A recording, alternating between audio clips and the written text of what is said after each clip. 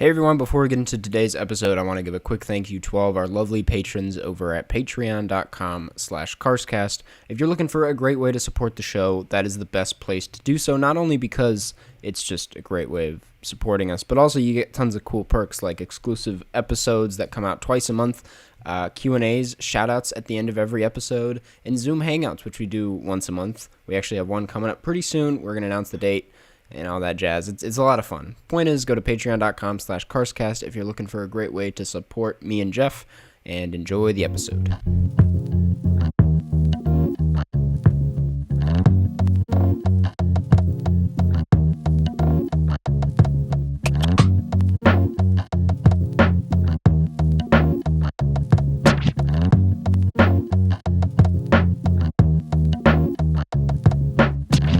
Hello. Welcome to the... Actually, let me start over. I said that right. I said that right when you... Hello. Welcome to the 98th episode of the Karstcast Moviecast. Jeff, the curlew is a type of what? That is the most ambiguous question. I knew it was, so I'll help you out. This doesn't help out that much. It's in the science category. The curlew is a type of what? The curlew. The curlew. Bird? Yes. Yep. You got it. You got it.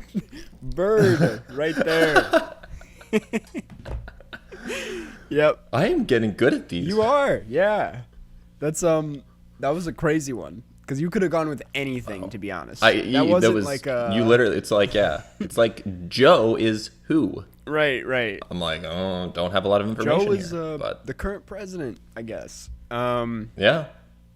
Yeah. How have you been, Jeff? We haven't recorded in a long time, it feels like. Because we did the Lance Oppenheim one, and we did that like right after like we recorded the previous one. Right. So yeah, we've had like a week and a half off. Yeah, it's kind of been a vacation in a way, but that made it sound like you.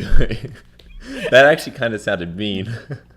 I didn't mean it like that. I just meant like it's a vacation for some of us because we don't have to. I don't know. You don't have to think about the podcast. Yeah, I get you. I get you. You can pretend Jeff doesn't exist. Yeah, I don't have to talk to Jeff this week. Yeah. I'm kidding. But no, yeah. Yeah. it's been all right. For sure. Something really funny just happened. I was eating M&Ms, like just on the side, and one of them fell and landed on the M key on my keyboard. And that is just a really funny coincidence because it says M on the M and M and M. Yeah. So I was like, oh, there's no difference. But I'm like, oh, that M looks... Anyways. Do you still... Because I know like I don't know, maybe not every, maybe this was just me, but... When I was growing up, I definitely would just not even abbreviate, just incorrectly say M and M because no one like enunciates it. No one enunciates Everyone just says M and M. Yeah, it's just M&M. But like the rapper. Because I just realized how weird it would sound if you said M and M. Yeah, I'm gonna have an M and M. That's what the actual and M and M. M and M. Yeah. It's actually very difficult. That's so hard to say. Yeah.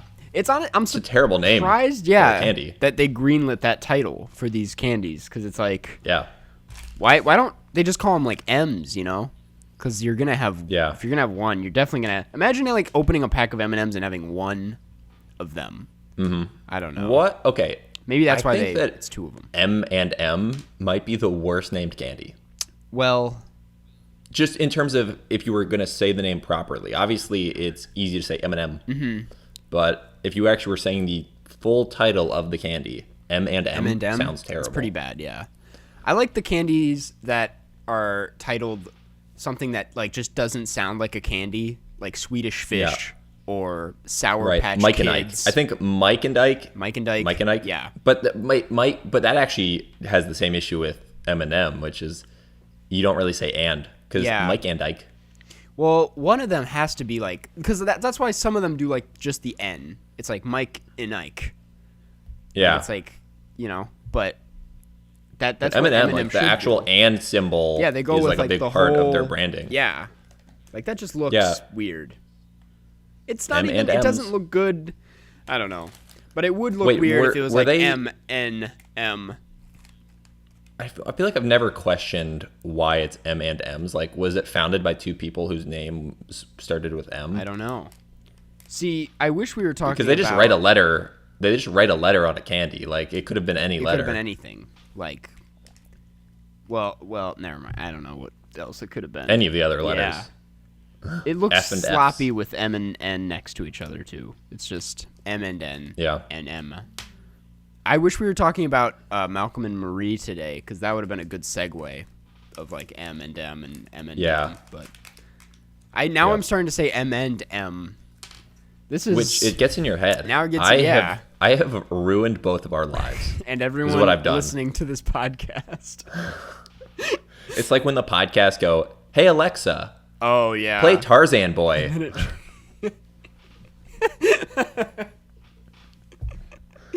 Nice. Jeff, I gotta ask. We gotta get into our sports section. Are you gonna tune into the Super Bowl tomorrow? So I sure am. So I am not that big a fan of American football. I was when I was younger, and obviously my favorite team was my local team, the Tampa Bay Buccaneers, who are now in the Super Bowl.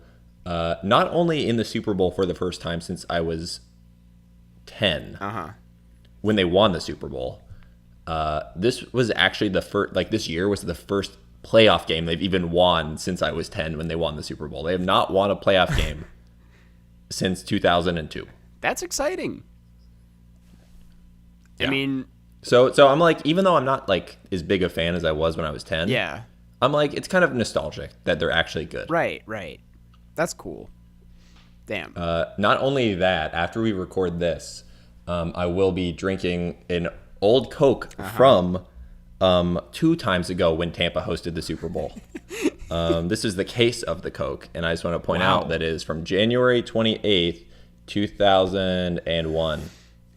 That looks vile. I'm It's not over. gonna lie. It's over 20 years ago. Yeah. I'm sure like we'll get into it in that video. That will Oh, we'll get into it in the video. I'm just your doing a channel. little promo for that video. Yep. I actually, I'm doing some more self promo. By the time this comes out, I will have released a short film. I was gonna ask about that onto your Yeah, channel. I just finished. Yeah, or I'm like 99% done editing it. I might cut like one more thing, but I just rendered it last night. And by render it last night, I mean I started last night and it finished like now. It finished right before we like started recording. Okay. It took over 10 hours to render. Jesus. Because it was like high quality. this was shot about 2 years ago by recent podcast guest Brandon Hoig. And so the thing is that he thought it was hilarious, and I kind of did too at the time, to shoot it in 8K. Because this was like for a class project that we just decided to go overboard on. Yeah. So we shot it in 8K on anamorphic lenses. And we also just like lens flared the crap out of it. So like we had like a tracking shot where he's like following someone with the camera while they're walking, and we had someone on a ladder with like a light point, like making sure they always pointed it at the lens as Brandon was walking, just to have as many flares as possible. Man. Yeah, sorry, but last thing, it was we had 3.5 hours to shoot it total. And because we shot in 8K, you know how large the file sizes are? Like, I have over 300 gigabytes of files from that 3.5 hour shoot. That's what I'm saying. Like, I feel like your laptop can't even handle that. No, it can't. That's why it took 10 hours to render. Like, that's stupid. Because I was rendering it in 4K. Jesus Christ. So it's going to be in ProRes. So the file after I rendered it for a 4-minute film is 20 gigabytes. Jesus Christ. And then you have to upload that to Yeah. YouTube. Yeah. But YouTube will, Yep. that's the funny part is YouTube's And going to YouTube will compress compress it it. anyways. So it's like, not even going on Vimeo. Like, Yep. Yeah. Mm-hmm. Well, that's fun. That's a good thing to do. Yeah, I also just because this is kind of interesting, I guess. But you know how someone got long toast on Letterboxd, right? Mm-hmm. Yeah. So I tried to look into how they did this, and it seems like you have to go on the movie database. TMDB. Yep. Yeah, and you have to make a page for that film, but the movie database explicitly says that doing it for YouTube videos, even if they are famous YouTubers, is completely against their rules and they will be deleted. But once you put it on the movie database, Letterboxd has a mechanism where you can force update Letterboxd, their internal database where they pull it from. So I think if you can force that update to the database before it gets pulled down for not being a valid entry, you can actually get it on Letterboxd. Yeah. Wow. See, that's the thing. That whole system's so foreign to me because I didn't put long toast up. Yeah, I also didn't put rhubarb up. I don't put any of my stuff up there. So I just I just looked, and those at least long toast is no longer on the movie database itself, but it's still on Letterboxd. Yeah, that's so. So I'm gonna. Funny. But wait, okay, I think also, it's still on IMDb though, but that's separate. But IMDb is separate. You can do short films on IMDb. Yeah. But that's not where Letterboxd pulls. Also, okay, someone else mentioned this in somewhere. That they said that you pronounced Letterboxd without the D. Yeah, I mean, no one really knows. I just say Letterboxd. Yeah, I don't know. I think I switch it up, to be honest. But I don't think it fully matters. I always forget the D is there.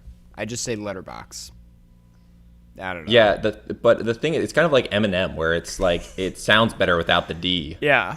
Which actually is the exact same scenario with Eminem, where you're still saying and. Yeah, but without the D. Yeah, so I think that we've just discovered that phonetically D is the worst letter. Yeah, well, I like yeah, like you know what would sound bad? Rundquist. That would sound bad. Yeah, and a lot of people, that's been back when I did like swimming, they mispronounced it a lot when I was heading up to the block, and they were like Karsten Rundquist, and I was like, come, this is my big moment, and they, Really though, that would have been a good. Rundquist would be a great last name if you were like track and field, but since you were swimming, it should have been Karsten Swimquist. I don't know if I've ever on that note, I don't know if I've ever said this, but my parents almost named me Finn instead of Karsten, and it was Finn up until I think the week before I was born. So I was this close to being a Finn, and then I don't know what happened, but my dad was like Karsten, and my mom was like, in my master's program, there was a guy whose last name was Sharky. He's really good at billiards. What if his name was Finn Shark? What if his name was Finn Sharky? And he's bad. He doesn't know how to swim. On that note, though, I would just like to give a shout out to the group chat I got added to this week of all Karstens. We've still been communicating in there. It's pretty fun. I would love to add you, Jeff, but you're not allowed because it is. I'm not a Karsten. You're not a Karsten. It's just Karstens, but pretty cool guys. That's fair. Yeah. Yeah. But anyways, I think that's all. What were you gonna say? On that note, by the time this airs, I will be trying to get my short film pilots on to Letterboxd. So please watch that and review it on Letterboxd. I know I will. Once I get the ball rolling, I'm sure we can get a few more people in there. And I will also say, if somehow I was not able to get it on Letterboxd and someone's listening who knows how, I'm not saying do it, but I am saying do it, actually. Please get it on Letterboxd. That'll be funny to see, like, when I upload this, to see if there's just multiple versions of your short on Letterboxd. So, like, there's, like, 5 different entries. Yeah. Yeah. I want it to be, like, more popular than real movies. Well, that's my goal. You'll definitely get there, because that's what happened with Long Toast. I think I cracked the top 20 at one point. I was aiming for that top 4 most popular of the week, and I got to the top 20, and I think that's when it. That is crazy. Top 20 that though was pretty higher than new releases. Yeah, I was higher than a few new releases. Like I think at the time you were probably higher than Joker. I don't know if I was higher than Joker. Maybe I was. I was higher than the new Borat movie at the time, and I was like, that's something. And a bunch of others, but Yeah. Obviously, there's way more. And than also, what 20 was movies. what was your rating for Long Toast? I feel like it had to have been pretty high. The average rating on the thing? Yeah. Well, okay, it was a mixed thing. Let me look it up. Because a bunch of people, well, what happened was when I uploaded it and everyone saw it there, it got swarmed with like 5s because it's just very funny to give a less than 1 minute short film a 5-star. Yeah. So it had a bunch of those, and then a bunch of people got angry that this like That it was so high rated. Well, people there was a mix of anger that it was on Letterboxd to begin with because it was a YouTube video basically, and then also people that were like, it's just swarmed with 5 stars and it's not a 5-star movie. So Yeah. it had a lot of. Then there was like a good heavy at the. What I'm trying to say is it's a controversial movie. I'm just gonna say though that you told a full story in less than a minute Yeah, you get with style. with style. Yeah, this is exactly that's what I actually like about animation. I was like, I can just make the wallpaper polka dots, you know. Right. I mean, that's And- one of the things. I mean, and also, I do want to say, I forgot. Thanks for the shout out in your recent video. I was gonna see if you. I wanted to tell you, but I did. was also like, I want to see if Jeff sees it or if someone tells him about it. But I was like, I have to. I'm talking about praying mantises. I can't not mention it. Yeah. Yeah, there was one person who commented. It was like, anyone else here from Carson's video? I was waiting to see if that would happen. That's so funny. Yeah. Well, that's that. Well, we can get into, speaking of movies, speaking of mantises and other animals, today we're talking about Secret Zoo, directed by Sanjay Gone. I'm actually really excited for this. This is gonna Google be synopsis. Well, it's nothing. I pulled it from Netflix actually, but I should pull up the Google one because I think we always do Google and they're kind of an unpredictable. Let me look up Google's, and I'm very excited to talk about this movie in general. The Google synopsis does not explain the movie, but at all. It just says Secret Zoo is a 2020 South Korean comedy film directed by Son Jae-gon, starring An Jae-hong, Kang So-ra, Park Young-gyu, Kim Sung-oh, and Jeon Yo-ben. Based on the webtoon I Don't Bully You by Hun, it was released on January 15, 2020 in South Korea and on January 24th in the United States. That didn't tell us. It's based on a webtoon? Called I Don't Bully You by Hun. So, oh my god. Oh, wait, never mind. Okay. I misread that. I thought the budget for this was 10 billion, but that was we're converting it into US dollars. I was like, holy fuck. 10 billion. $10 billion. Yeah. No. It's like this movie cost the same as like the GDP of Latvia. Dude, but speaking of billion, there is a movie that's going to have $1 billion budget coming out. Or not a movie. Oh, that makes sense. Miniseries. It's the Lord of the Rings series coming to Amazon. They're spending $1 billion on it. That's weird. I was just talking to this with Jaxie. It's insane. Yeah. And they might go more than that. It's just, anyways. So I'll read the actual synopsis because that didn't tell us anything. But in order to save an endangered zoo, a lawyer and zookeeper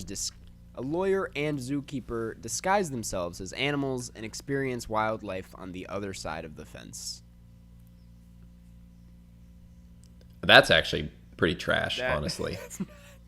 There's not a good synopsis of this movie out there. Let me just try IMDb. Experience life on the other side of the fence. Okay. That sounds like it's like a movie about like prison. Which in a way it is. I mean, kind of, yeah, if you want to get deeper than this film was trying to get. The IMDb synopsis is, a lawyer is suckered into running a zoo that has sold most of its animals.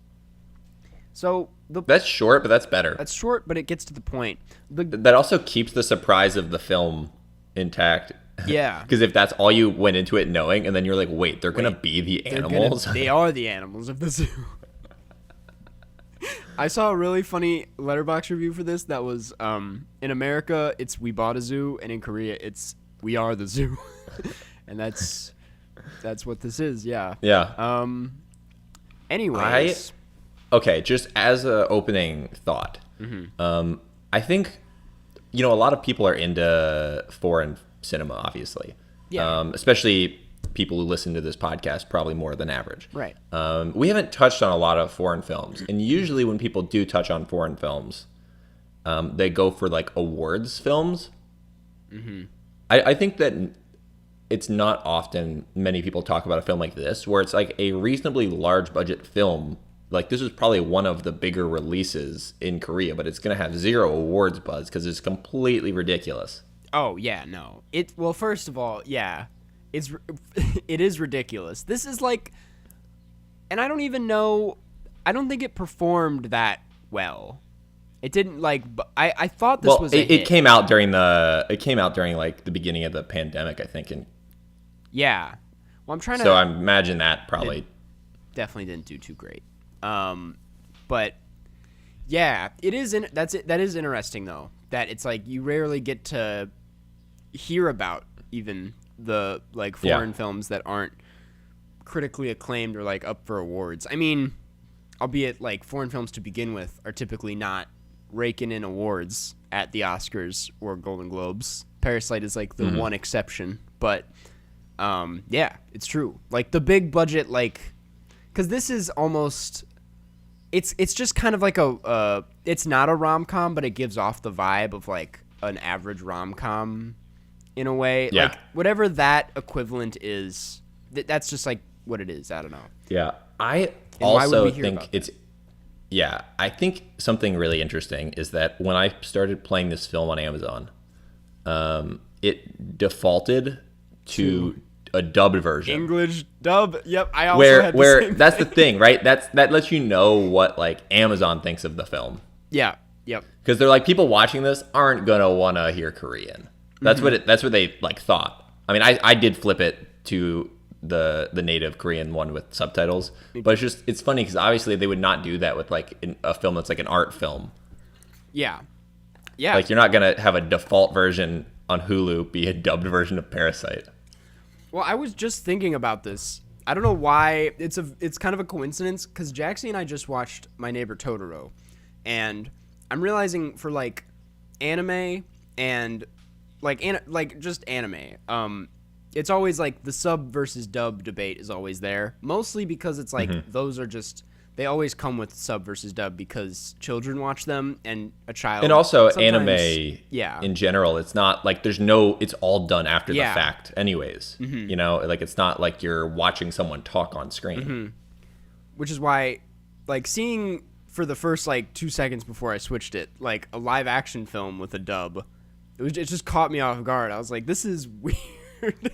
I can't do it. I'm like, I have to do sub for stuff like this. I actually, with my parents, on Netflix, we watched Lupin. Okay. It's like a French heist show. But they refused to watch it with subtitles, so I had to watch the dubbed version. Damn. Dude, I mean, like, I guess, like, it's just, I feel like that's most people, though. I say I don't get it, but I'm like, I kind of do. Like, a lot of people just get too lazy with reading, and I'm like, that's fair. I will say that my parents probably look at their phones like 20% of the time while it's on. That's so fair. I see why they because the thing is, if you have subtitles on, you can't look away. Yeah, you have, because you need to know what's going on. Yeah. So, yeah. Anyways, I just, this with all that out of the way, I'm curious, Jeff, because, okay, on that note, it's like people don't hear about these movies. I hadn't heard about this movie. I don't think a lot of our fan base has heard about this movie. How did you hear about this to begin with? So here's how. I think the only time ever, about a year ago, I was going through Letterboxd, like new releases, and I just saw the poster for this, and it was called Secret Zoo, and I was like, what? It was just people with like holding like animal heads and wearing like costumes. I'm like, are these people gonna be the zoo? And I was not disappointed. And I just thought that seemed like a funny idea to do like a foreign language film where people are animals. I'm like, I think I'm in. Yeah. So, with all that, I will say, yeah, it's a wild premise. What did you end up thinking of it? Yeah. I'm gonna say they don't necessarily take any step further than this is a bunch of people. It's like a Three Stooges premise where it's like, yeah, we gotta save the zoo. Yep. Yeah. But it doesn't. There's not any mental like hurdles to get to where this film wants you to get to. It's just people duping the public into thinking that they're animals. Yep. To save the zoo. It doesn't have a ton of like depth, and I don't. Nope. It definitely wasn't trying to. Like, I'm not. That's not necessarily a critique, but it also is just like, for 2 hours you're gonna be. Yeah, that's okay. That's the thing. It's so long. It's so long. This should have been a tight 90-minute film. Tight 90. Yeah. Because it takes forever, it feels like, for them to get into those suits and for them to set it up. And it's like, if you've seen the poster for the movie, if you know what the movie's about, it's like, you know what you're getting into. It took a long time for them to get to the zoo part. And then then it just felt like one long montage of them trying to keep it together. Dude, there was like a 2-minute montage of all of them in animal costumes drinking Coke. Yep. I was like, that was that was just to get that song in there, I'm pretty sure. Oh yeah, for sure. I don't know. It was very long. I think that's the biggest issue with this movie is I'm just like, well, because it is goofy. And it's like, obviously, I'm like, I love the premise a lot. I'm like, that's so fun. But it just like loses you at a certain point where I'm like, I get it. They're the animals. I do think that they played the premise the like correct amount of straight. Yeah, totally. Where they didn't get too goofy because the premise is fun with the conceit that they're like hiding this from the public. So obviously they can't get like too goofy with it. It needs to be, what if someone actually did this? And I think that was done pretty well. Yeah, totally. Although the lion costume looks so bad. Also, like the gorilla one looked pretty good. The polar bear one looked okay. Yeah. The sloth looked terrible because the sloth was like 6.5 feet tall. Yeah. That's the thing. The sloth in the tree looked realistic, and I was like, I could maybe fall for that. The gorilla I would fall for. I'm not going to lie. Mm-hmm. Well, and that's because it's like, it's in the same family, kind of. I'm like, that you could pull off being a gorilla, I guess. Who? Okay, I'm blanking on the guy's name from Planet of the Apes. Andy Serkis? I don't know. I'm not. He's the guy who does all like the motion cap gorilla stuff. Oh, yeah. Or I guess it's not gorillas, they're chimps. Yeah. But he does all the motion. Like, yeah, I will say whoever was in the gorilla suit really did a good Andy Serkis impression. They studied up. Studied Andy Serkis's chimp movements. Yeah. What else? I like how I just expected you to know who Andy Serkis was. Yeah, I was like, that's so... I'm like the guy who does the Planet of the Apes motion capture. I know, I was like, that's super niche, but I'm almost there with you. I saw one of those movies a long time ago. Yeah, I thought the real polar bear, I think like a lot of it was CGI. It looked awful. It looked like shit. It looked terrible. So bad. The person in the polar bear costume looked more real than the CGI polar bear. Yeah. I was like, wow, this is proving so many points. Yeah. This is like, I don't know, dude. It also made me appreciate Jurassic Park more. So I'm like, the dinosaurs in that looked more real than a 2020 CGI polar bear. Yeah. You know, I realized I didn't think this through. I put this on today because it's kind of cold outside. We're going through a polar vortex. But this, in a way... But you kind of look like the sloth. I look like the sloth or just my own kind of bear right now. Like, it's a very animalistic... Yeah. Okay, what was your favorite joke in this film? Because there actually were some pretty good ones. Well, I can't name off... I don't think any specific jokes made me laugh besides like the Coke gag. Like I don't know if you can count that as a joke, but that as a gag was pretty good. Yeah. At one point, you know what? That wasn't that funny. I'm not even gonna say it. That part, yeah, that's yeah. I will say the two that I actually found pretty funny were when they first had the sloth costume and they were like, "Is that Chewbacca?" Yeah. This okay. Wait, was there another one? You said two. Yeah, there were. Yeah, I was like, the other one was when he was going around with the guy and he was like naming all the animals. Yeah. And the thing was, it was also partially funny just because you could tell they had to like find a way to translate that joke into like in the subtitles into English because it was like not what they were actually saying. Yeah. But it's just like if you just added a suffix to the name of the animal. Yeah. I did think like I was gonna say this earlier. Like the sloth was the funniest for me at least because I think probably because it was just so big and it looked kind of goofy. But the rest of them, I guess the lion looked funny too. It's just a weird movie. It's like I will say, like while they didn't look realistic, like the quality of those costumes was pretty good. I mean, they looked Except for the lion. Yeah, but like at the same time, well, yeah, you're right. The lion looked like a school mascot. Yeah. The polar bear though, I was like, that's a high quality costume. Yeah, like the. Well, also when he yelled at the polar bear. Yeah, he was like, "Don't get in the water." Step in the water. Yeah, I paid a lot of money for that. That was good. This movie is really stupid. It's a really dumb. It is. I cannot emphasize. Well, and also, it's for as stupid and as funny as it is, it really does kind of attempt to pull at your heartstrings in spots. Like, and I'm like, don't. I think just enough to keep like the stakes there, but enough. Like, I'm just like, don't even try. Yeah. It's just weird.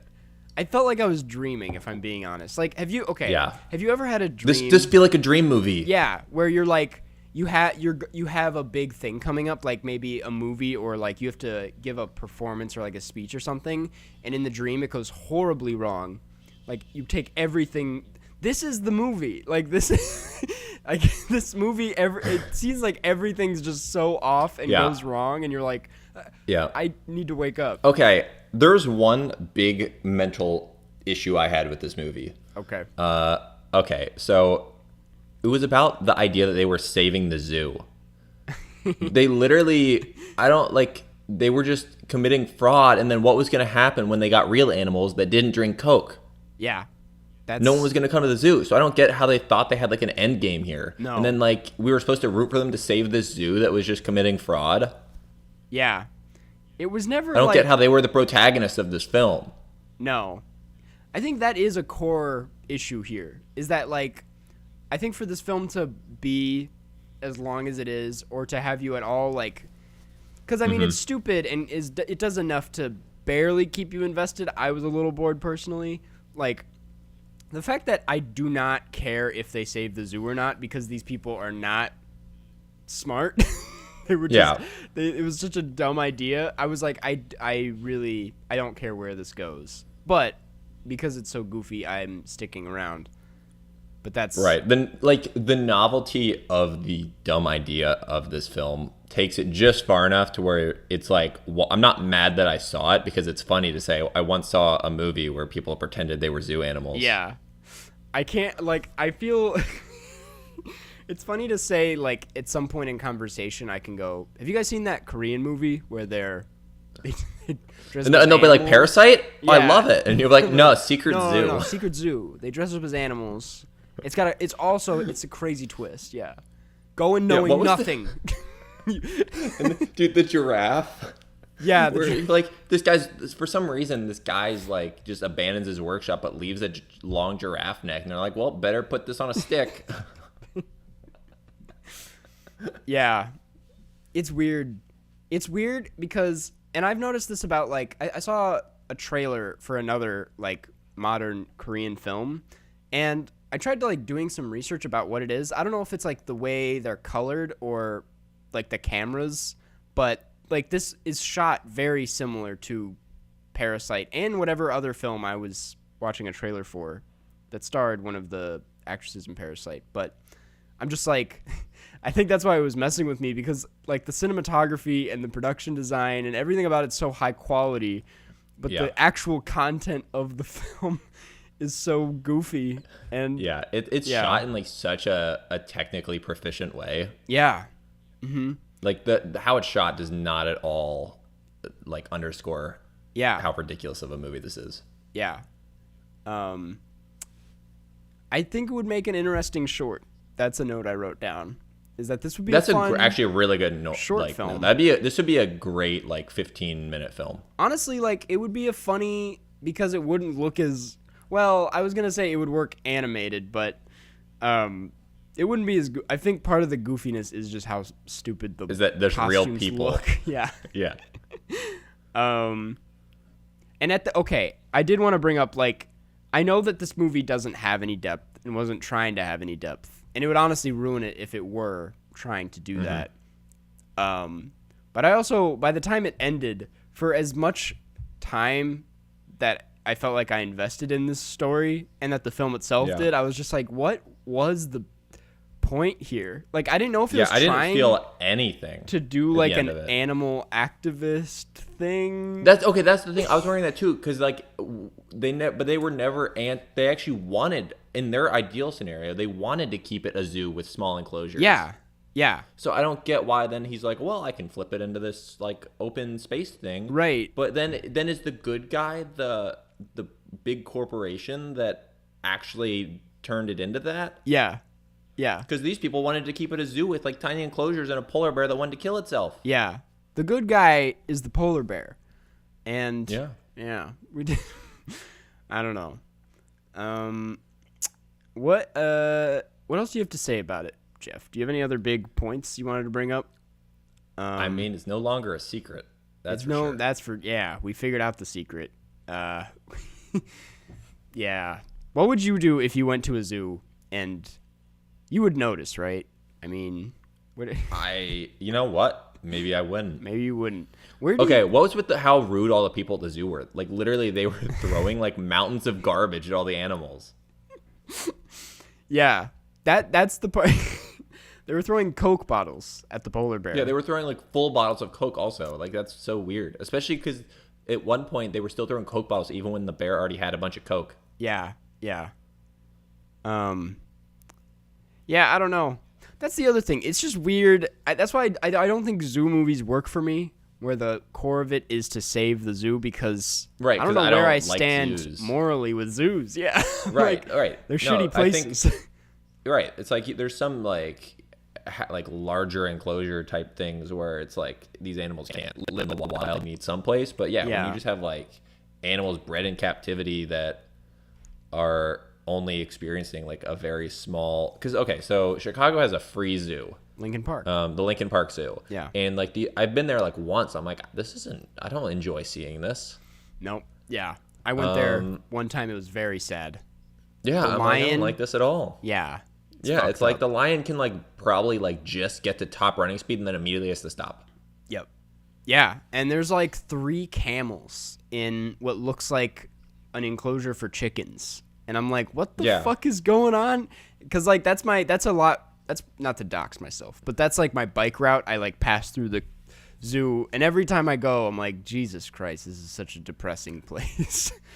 It's especially because that zoo is like very old, so it's like done at a time when no thought was given to how the animals felt. Yeah. And it's still open, so clearly that is still somewhat the case. I guess our final thought on this film is we don't like zoos. We don't like zoos. We don't like them.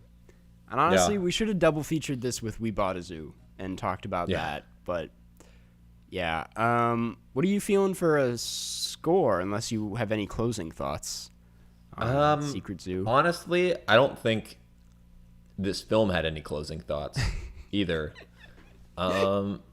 I don't know. The thing is that like the performances are kind of endearing. Yeah, the main guy was like he was fun to watch. I liked him. Yeah, it seemed like a solid crew of characters. Like it's a good ensemble, but I just don't think it needed to be a tight 90. That would have fixed so many problems here. Yeah, I don't know. I'm torn between like 2.5, 3. Is where I'm probably 2.5 is what I'm thinking. All right. Because it was like, I think that you're probably a bit lower than me. I think so, yeah. I was leaning towards a 2. But yeah, I'm thinking like 2.5. Because again, I didn't hate it, and how ridiculous the premise is. It does like carry it enough for me for most of it, where I'm like, it's kind of fun to watch people pretend to be animals, but I don't think I'll ever watch it again. That's very true. I'll never boot up Secret Zoo Yeah. in any unless it's like a very late night. But even then, it's like it just goes on for so long. Yeah. Cool. Well, that was Secret Zoo, directed by Son Jae-gon. It barely made its money back. It had a budget of, and this is putting Polar Barely? Polar Barely. Yeah. There we go. It had a budget of $8 million in US dollars, and it made $8.3 million. So just barely got by. No, it's not a very expensive movie. No, not at all. The suggested movies for it are, there's another movie called Mr. Zoo, which I think is also a Korean It's one film. guy who is all the animals. Yeah. Wait, let me just read the missing VIP. You know what? It also doesn't explain the movie in the synopsis. Anyways, well, that does it for the movie today. We can get into questions, unless you had another thought. Last thought, just I feel like we should do more, obviously not this type of film because it wasn't very good, but I think we should try to do more foreign films that are, not like necessarily the top level blockbuster that go in theaters in the US. Yeah, I'd love to. It's a good way of getting... I mean, we did do Guns Akimbo. Yeah, we did. That's so far our track record is not great. It's not great. With what I'm saying we should do more of. They're both just very interesting premises, but not... Yeah. They don't pull through. I mean, I guess, you know what? We'll see how we really feel about them in our 100th episode when we do our tier list. There we go. That's coming up. Will Secret Zoo make the S tier? No. Most likely no. Well, we have some questions today. I don't think, actually, let me double check that we don't have any in the Patreon. But while I do, this is a good time to remind you guys that if you become a $15 patron over at patreon.com/Karstcast, we will answer your question on these public episodes. And it looks like we don't have any from $15 patrons yet, so we will stick to the subreddit ones, which are all great. We have a good batch of questions this week. And it's not, before we've had them from $15 patrons. That would be sad, because you made it sound like we've never had one. Be like, well, not this week, but maybe we'll get them. No, we've had them in the past. It's just yeah. Thanks for, I did post the thing like right before we started recording, so I'm not surprised. That's fair. That's fair. But this first one comes from Indomia Man, and it is, where does Catch You on the Flip Side come from, and why did you choose it? Okay. Yeah. So this is more of a me question. Yeah, because Jeff. I'll say. Well, here's what it is. That's like a pretty fun. I don't know. I've always thought that's just kind of like a funny way to end something. It's not necessarily from one specific thing. It's just it's not an uncommon, everyone knows that some people say that. Yeah. And when we recorded the first podcast, I just said it at the end of it without thinking because it was awkward to end the first one. Yep. And I just thought that was kind of funny, and then I just did it every time. Yeah, and it's good. I don't know a lot of other... I mean, I'm sure a bunch of other podcasts use it, but we've taken ownership of it. Yeah. Maybe in the future we'll do some Catch on the Flip Side merch. Oh, you don't understand, Jeff. I've told you about this. I have them lined up. The ideas. Wait, is there one where it's one of our faces on the front saying Catch on the Flip Side, and then the other face person is on the back side? Okay, you're light years ahead of where I am. Oh, hey, I've been thinking up Karstcast merch for months. Yeah. It's just a matter of making it. But yeah, that's the story behind it. It is funny. It was just I listened back to see what it sounded like, and it really is just the most just end the episode thing. Yep. We were like, let's just get this over with. And yeah, it just stuck. I do love when we both say it and then like look in the Zoom at like whoever the guest is, we're just like, Yep. That's it's such an awkward tradition, but it happens every time we have a guest on. We didn't even bother with Lance last time, but yeah. Yep. And yeah. I actually I had like to it. do I don't know if you listened to the Lance episode back again. I don't know why you would. You were there. But I had to close out the episode and read the patron names, and I had to do my own Catch You on the Flip Side. And it was lonely out there. It was cold. I'm sorry about that. If that ever happens again, let me know, and I'll just like immediately record a one. voice memo, on Facebook Messenger, and I'll just play it. Cool. This next one comes from I'll Marry the Borslow, and it is, if you could only eat one dish for the rest of quarantine, what would it be? Now, I feel like I have to address the name, the username here. I'll marry the Borslow. I'm not necessarily a fan because, like, on one hand it's positive, but on the other hand they're using a pun of my mom's name. Yeah. So that's kind of weird. Definitely. That username's been in the subreddit for a while now. Yep. I appreciate the sentiment. Yeah. Yeah. Keep doing your thing. Cool. But yeah, anyways, back to the question. Into the question. Honestly, well, I don't know. I thought I had an answer. Well, I was gonna say the meal I get at Panda Express is pretty stellar, and I just like it's just like orange chicken with the chow mein. To me, that knocks off all the boxes. But like for the rest of quarantine, it's like that would be my breakfast and stuff. It's like I don't know if I can do Panda Express all the time. Mm-hmm. So I don't know. I think I can probably answer this for you, just kind of knowing you a bit. Hard-boiled egg. No, what the fuck? Not at all.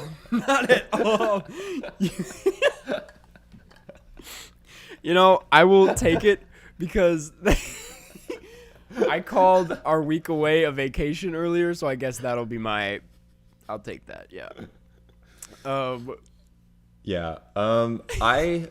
I if you could pick a few different items at Panda Express, definitely, I could see that being it's one standard, I would pick. yeah.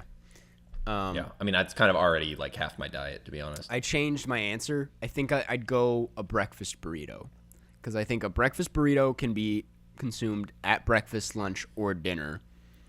That's true, although it does have breakfast in the name. So I think that if you ate it at a different time of day, it would just be a burrito. It would just be a burrito, yeah, but it still tastes just as good. With some like sausage in it. Yeah, some eggs maybe, scrambled. Yeah. Hard boiled. Not hard boiled. No, not hard boiled. It's just a tortilla wrapped around like whole hard boiled eggs. It's a gross.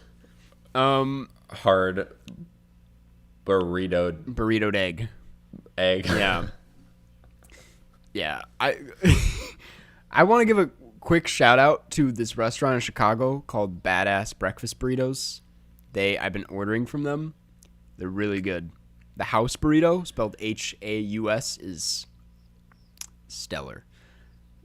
Yeah, if you order from there and give them discount code Karsten. That's not what I wish they should sponsor the pod.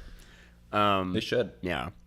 So what about you, Jeff? It'd be cool if we could get a bunch, like if we could get like 10 sponsors that were all like paid us not that much, and then we just spent like 10 minutes hawking various companies. Yeah. Just give a quick rundown and plow through them. It'd be a great segment of the show. It'd technically be our recommendations segment brought back, but we're getting paid for it. Which honestly, that's really the goal of any recommendation. Yeah. Is to be paid by the thing we're recommending. Yeah. No more free clout from the Karstcast. So Jeff, what would your dish be? Wait, are we still on the one dish? Yeah, question? one dish. I don't think you answered it. Because I said like Panda Express. Yeah, but I guess you're kind of putting me on the spot to get more. Unless that was your answer. I just didn't know if you had an actual. That was the thing. I don't know if I could. You couldn't do it. Yeah, because I always get different things at Panda Express depending on how I feel. Because the thing is, you can't have red meat as your one meal because that would just be like really bad for you. Yeah. So I guess it might be like the grilled chicken because I also don't want to eat fried chicken every meal. Yeah. Yeah. So it'd probably be like the grilled teriyaki chicken. Nice. That sounds good. And then here's what you do. You do half chow mein, half rice. Ooh. Gives you more options. See, that I should have been thinking that way. That's way smarter. Yeah. And you also could, if it's Panda Express, do 2 different entrees and then you just eat the one you're feeling more that day. Okay. So actually, you know what? We're really like game. Ooh, or you could do a bigger plate, which is 3 entrees. That's too much. A bigger And plate. if you get unlimited this for the rest of it, then you have 3 different Yeah. choices. You could just eat the one you want. Can I just This is ingenious. Can I just say while we're on the Panda Express topic that like no one should ever be going bigger than plate, because like bowl in my opinion is a great amount. I get plate when I'm really hungry, but I almost always regret getting the plate. It's so much food. So I always get the plate. That's crazy. But here's the thing: the only time I ever get the bigger plate is You've gotten the bigger if you're plate. no. Okay, I've only gotten the bigger plate for me like twice ever, and it was Okay. when I had a free entree coupon. Oh, nice. The only time I've ever gotten it besides that was like if someone else who was like with me wanted like a small thing to eat. Yep. Because the third entree they put in its own little thing. That's perfect. Yeah. So then you just like get them like because then it's way cheaper than buying it like an entree by Yeah. itself. So it's like extra like $1.50 or whatever, and they get their own little thing. That's genius. Yeah. Sorry for trashing the bigger plate earlier. Yeah. Last Panda Express point. Okay. They did just bring back the firecracker chicken. It's like a spicy non-breaded chicken with peppers and onions. Pretty good. Nice. I'll have to try it out.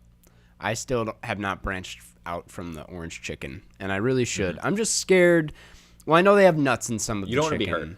Yeah, I don't want to be hurt. The orange chicken gets it right every time. Not every time, but You also, after I said that, you were like, oh, I might be allergic. I'm like, okay, so you actually don't want to get hurt. I can't. Yeah. I can't actually try some of the items on the menu. The honey walnut Yeah. shrimp, I think it's called. I can never have that. Yeah. Won't ever. Yeah. Anyways, we have one last question. It comes from Cyhots9292, and it is: what do you think should be the demonym of or the nickname of the Karstcast listeners / fandom? That's the thing is I think we've like long ago touched on this, Yeah. and I don't remember what we said. I think you jokingly said like Jeff Heads or something. Yeah. Well, I literally have a name that I started as a joke for my YouTube channel fans, and it's Karstans, which to be fair is a very that's clever. great. That's good. Yeah, it's like such a, in my defense, Yeah. great name. I just can't not do it. But Karstcast, we can't do the same thing. So I'm like, I don't know what we would. I liked Yeah, Jeff Heads. because Well, Jeff Heads. we could do something flip side. Karst, like something like the thing is Karst is just like a nice syllable. Yeah. Like that's good for you. You have your name, like the beginning syllable of your name is just like It's not bad. very nice sounding. Yeah, Karst. Because it's like very distinguishing, and it sounds nice. Thanks, man. Like Jeff is not. Jeff's it doesn't solid, have though. the same. It's fine, but it's not Karst. Karst is strong. The K is good. Thank you. I do like the K. The K adds a lot of spice to it. Karstcastians. I don't know, not that. That sounds bad. It sounds like it's a fantasy novel. Yeah, like let's. where it's people casting like spells and stuff. Like, welcome to the magical world of Karstcast. I'm trying to think. What if that's how our podcast was? Like, it was like an actual, like, one of those, like role-playing Fable podcasts. Like, I doth ye, wizard. You start a side pod that's just a Dungeons and Dragons thing. I roll a 19. I don't know. Yeah. I'm going to stick with Jeff Heads. I think Jeff Heads is funny. In my opinion. Okay, I'm But, fine with uh, that. Jeff- And also, I'm like, Maybe Jeff- the thing is that anything with you, I feel like then it becomes blended with your my channel, thing. yeah. Which is why this is the Right, Jeff. so- Yeah. Right. Cool. Well, we can get into the wrap up then. Let's do it. the next movie. We actually do know what the next movie is. Did I tell you what the next movie is? I just told you what the guest was. But I don't remember any of it. okay. Honestly. Well, I'm gonna assume you're cool with it. Because you were cool earlier when I pitched it. But our next guest is gonna be our good friend Adam, who. Oh, right. He's my like mod for my Twitch streams. I feel like As am I. yeah, as is Jeff actually. That's right. And yeah, we've never had him on, and I've always wanted to have him on. So we're gonna have Adam on, and we're gonna talk about Point Break, which I don't think I told you about, but it just seems like. Have you ever seen Point Works Break? for me. I have not. Okay, I've always wanted to see it. It looks like it would be a really fun podcast movie. I am absolutely down. Jesus, it got so... Wow, that was bright. The sun came out. Don't look like we can stream it anywhere, but I'm sure there'll be... wait, that's the 2015 one. Let me just double check before you can watch it on Hulu with a premium subscription. Usually that means it's Not. to like stars or something. Yeah. So, weird. I don't know. You guys will figure it out. It might be tough for you guys to see, but you'll figure it out. You always do. It's a I mean, you if you're listening to this, you probably saw Secret Zoo. Right. You paid money for that. So, next we'd like to read a review. We read the reviews at the end of every pod because we love hearing what you guys have to say, and I think and we think it helps the podcast. I don't think at this point it does. This deep into it, I think it's like a first week thing. But I enjoy it. We really like reading them. Yeah, don't stop leaving reviews. This first one, or not first, just the only one, comes from Coop is Cooper. Subject line: I love Karsten and Jeff. And 5 stars. It reads: I like this podcast so much that I listened to the Tenet episode knowing you guys would ridicule it for 30 minutes, even though I loved the movie. Coop is Cooper. Thank you for the lovely review. And sorry we made fun of Tenet, but yeah. I mean, it's again. I don't mind that I watched it. No, I had a fun If I did time not watch watching it, I would definitely watch it. You know what I mean? Yeah. It's just like I don't get why you would make a film where you mix the dialogue so that you can't hear it. Yeah. I love how we read the review and then ridiculed the movie even more. Tom, if anyone's looking for a good video on Tenet, video essayist Thomas Flight has a good one on the sound mixing and also why Nolan's movies all sound like that. But yeah. Lastly, we'd like to thank the patrons over at patreon.com/Karstcast.